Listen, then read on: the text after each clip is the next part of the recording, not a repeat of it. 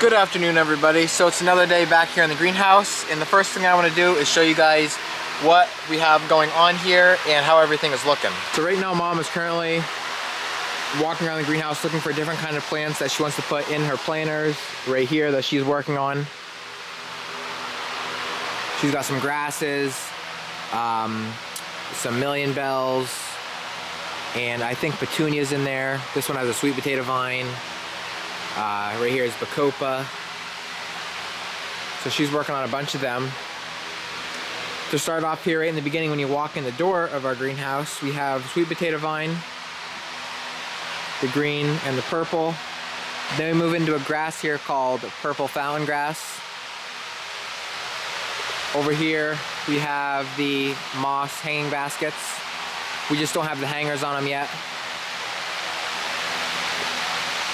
Then off to the side here, we have some petunias with like the white speckles in the middle of them. Over here is pink ones with white speckles in the middle. You can see that tag there. Begonias right here. Try and skip across these tables. Here we have our hanging baskets. Some of them have all the same kind of flower in them, and then other ones have a mixture. You can see that one there is all the same kind of flower in there right now. And these were all just planted a couple days ago, so nothing's real big. Let me jump down here. And down here, we have spikes. And then we move into, these grasses are called fireworks. Right there. Kind of see what they're gonna look like. Obviously everything is still small yet. It has to grow to be able to tell exactly what it's going to look like. Over here we have the Prince Tut. This is one of our best-selling grasses. Then we'll move down here into the Martha Washingtons. We grow two different varieties of these. Well, actually I should say colors, I guess. There's like that red color and this pink color. Then we move into the scented geraniums. Like I said before, these are really good for the mosquitoes out on your front porch. On the other side here we have the heuchera, the purple and the pink. Kind of get an idea of what they're going to look like. We move into more begonias. And actually, whereas this one right here is blooming, you can see how pretty it is. And that's just a little blossom compared to what it's going to look like after it really gets big. More Martha Washingtons. On the left here is these phlox. There's a picture of that.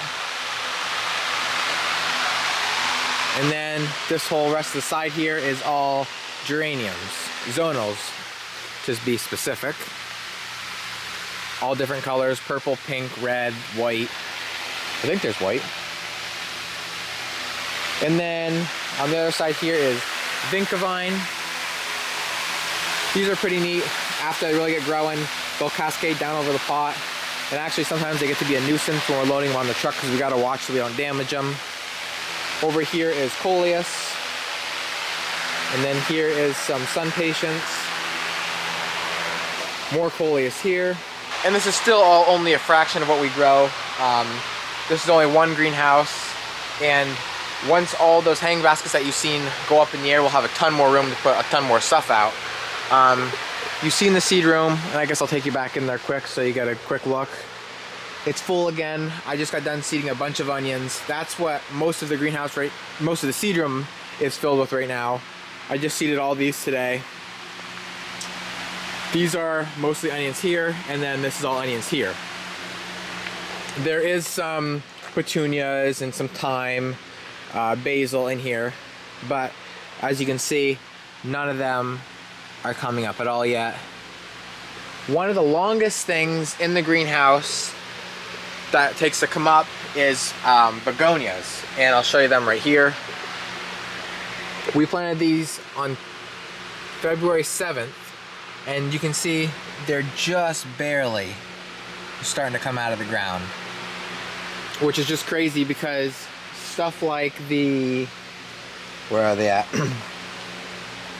Dahlias I planted on 2/21 right there, is already up out of the soil that much. So it's just crazy how some things come up so much better, and well, not better, but faster than others.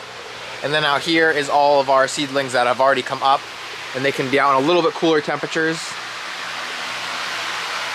I'll just rattle some things off here. We have thyme, tomatoes, dianthus, portulacas, balloon flowers, hollyhocks, hibiscus, Gerber daisies, I don't know if I said dahlias, dianthus, lupines. So, and I could just keep going and going and going. And then here on the other side is all the sunflowers. I plant these by hand, not with the seeder, just because the seeds are too big and the seed trays have a different count in them. But as you can see, these are the ones I planted on, I'll tell you in a minute here, on 2/8, February 8th, and you can see how high and good they're doing. I just planted these ones here on the right side on 2/20, and they're already coming out real nice, so real happy with how they're doing.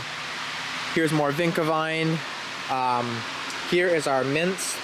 We grow pineapple mint, chocolate mint, mojito mint, strawberry mint, and it's actually amazing. I love to walk through. After they get a little bit bigger, they get a little more fragrant, and I'll rub my fingers on them and just sniff them. Then over here is lantana. You can see how pretty they are. Different colors, yellow, red, pink. And it's kind of funny, Dave, that you've seen in my other videos, he for some reason thinks they smell like motor oil. But I don't know. I don't know what exactly they smell like, but I don't get the motor oil smell. But I do know that butterflies love them. And then we're almost done. A couple things left. We still have some small plugs we have to plant yet. But over here is the lobelia. I almost forgot the name of them for a minute. Here are fuchsias. More lobelia. And then along this back wall over here is the daisies. And then this whole side here is solid rosemary. Rosemary is a huge seller. I mean, we could literally fill, I mean, you can see what we have filled right here. But we could fill this whole row all the way down to where my mom is, and we could sell that no problem. And there is some more right here. But rosemary, just people love it, and it sells like crazy. So down here, mom's, I think, just finished up her planters. She's watering them now.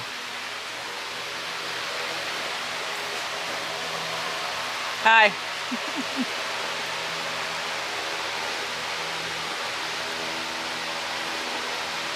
The soil probably goes down to about right here. And she's not gonna water them all the way to the bottom just because there's no reason to at this point. The plants are too small. I mean, the roots of the plants probably only go down 2 inches, so there's no reason to go 8 inches down to the bottom because that's just a waste. And the pot that she's filling will weigh about 30 pounds, so she's only gonna water them probably like, we'll try and water them 5-6 inches down, and that's all she's gonna do. I did get the question from a couple of you guys, what is this? These white pebble looking things in the soil. And they're actually called perlite. And what they do is they kind of hold the moisture and they release oxygen into the soil. So they have a couple different purposes, and I think there's more to them than that, but that's what I know the biggest thing is the reason for them. But yeah, there's actually little fragments of vermiculite. That white stuff is perlite, and then the stuff I'm about to show over here is vermiculite, and that actually, I think, gets shredded into the soil. Unlike over here, what we put on top of our seedlings, this is the vermiculite, and you can get it in different sizes. Like this is fine for putting on top of our seed trays, but this is mostly just to hold in the moisture, because a lot of seedlings, or most of the seedlings, I guess I should say, like to be saturated for like the first 5 days. And the best way to keep it saturated is by putting that vermiculite on top, and that acts like a sponge, and then that holds the water in there, and it keeps the soil underneath from drying out so quick. Greenhouses in general are just a lot of work. From prepping, sanitizing everything, making sure you're doing a good job, to fertilizing everything, making sure you put the right amount of soil, the right kind of soil on top of these seedlings after you plant them, to knowing how much water they like after they start growing. Then you gotta transplant them into a bigger pot or a different cell.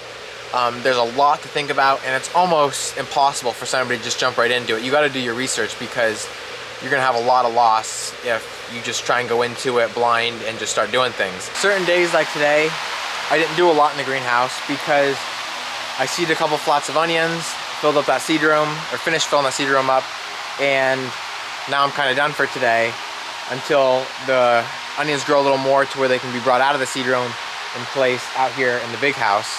So that's why I'm kind of walking around showing you guys everything, because within the next day or two I'm going to be seeding non-stop again, and I'm not really going to have as much time, and I don't want to have a bunch of boring video every single day just seeding onions or seeding flowers or seeding vegetables, whatever it is. So yeah, I'm pretty excited. It's starting to get warmer out now. Finally, you can see it's getting towards the end of winter. I was just talking to Ben and my girlfriend Sammy. They're gonna be coming back. They're really excited. So hopefully once they come back, we'll have a lot more fun.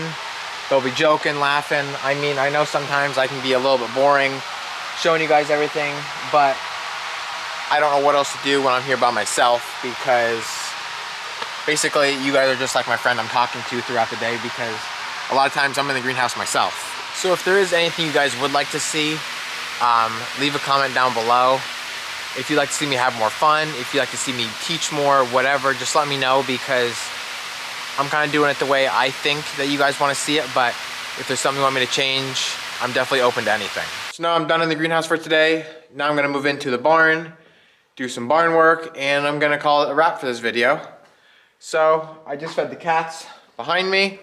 Now I'm walking in. Looks like Dad got some hay down, which is nice. The problem with getting hay down in the winter is we have one set of steps that lead from the bottom of the barn up to the top of the barn. Right there is what we call the hay chute, where we throw the hay down and then it lands right here.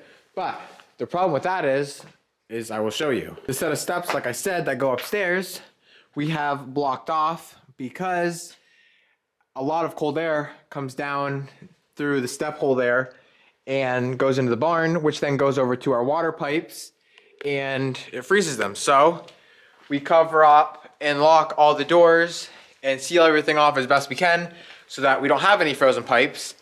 And so that's closed off. This door is shut, and then this door over here is also shut.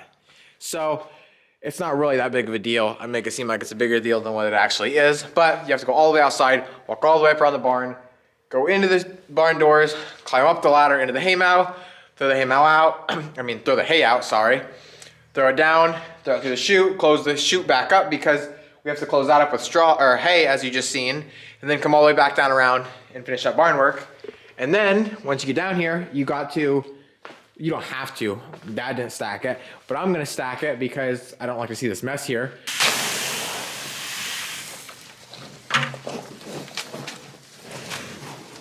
Don't lick it, don't lick it. Hey, I said no. I said no. Yeah, I'm talking to you. Talking to you.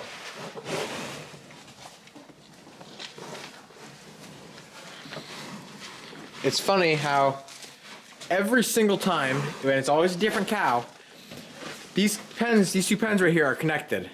But every single time I feed this pen, they'll all come over besides one cow. Actually, he's coming over now because he's tired of waiting. We'll stand right here and wait for me to get the second bucket, which if I was a cow, that would be me, because I'm not gonna get mixed in with those other 5 cows fighting over some food when I know in a couple minutes, actually 1 minute, another bucket of food is gonna be coming over for me. So that cow is a smart cow. So the hay is stacked. Got the cows their hay and chop. So barn work's finished. You would think these cats, after years and years of feeding them and trying to be nice to them, would be friendly and you could walk up and you could pet them, but no. I wouldn't say they hate us, but they never let us touch them. Like, you can get real close, and sometimes if they're eating and they're not paying attention, you can pet their back and they'll arch their back real low so that you can't pet them, but you're still petting them. That's the only time you can ever do that. But like, watch, I'll walk up to this cat. You can tell he's looking at me. He's like, don't come over here. We're real slow. And look at, it's like they're used to people, but you get about 4 or 5 foot away from them, that's close enough. Back up, because you ain't gonna touch them. They look friendly, they act friendly, but you can't touch them. So if you guys haven't taken notice, basically when barn work's done for the day, I'm done for the day. So with that being said, thank you guys for watching, and always remember, it ain't much, but it's honest work.